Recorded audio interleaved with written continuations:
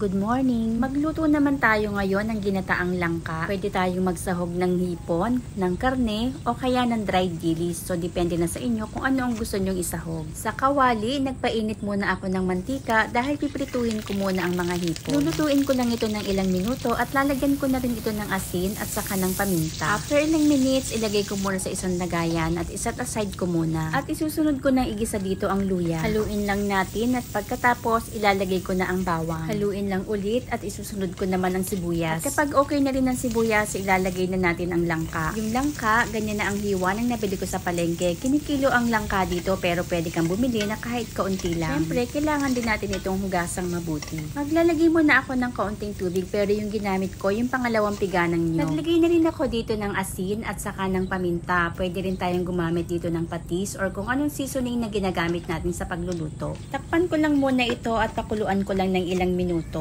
After ilang minutes, i-check ulit natin at pagkatapos syempre haluin at pagkatapos ko ito haluin, ilalagay ko na dito yung unang gata ng nyo. Medyo marami yung gata nito dahil konti lang naman yung langka pero mas maraming gata, syempre mas masarap. Takpan ulit natin at syempre after ilang minutes, i-check ulit natin kung malambot na ang ating langka. Haluin lang ulit natin ito at pagkatapos nyan, naglagay rin ako dito ng konting asukal. So depende na sa inyo kung gusto nyo maglagay. Haluin lang ulit natin ito at syempre wag nating kalimutan tikman para kung kulang pa sa ating panlasa, pwede pa tayong magdagdag. At dahil okay na sa akin ang timpla, ilalagay ko na ngayon yung prinito kong hipon kanina. Kung gusto nyo ng medyo masabaw, syempre wag natin itong pakuluan ng matagal. Pero ako, gusto ko kasi kapag gata, yung nagmamantika na yung sauce niya. Kung gusto nyo ng maanghang, pwede tayong gumamit ng siling pula dito. Pero kung mayroon tayong bata, okay na yung siling green. Huwag na lang nating masyadong pakuluan ng siling green kasi minsan may maanghang din yan. At dahil luto na yan, maghain na tayo! Thank you for watching. Please don't forget to subscribe.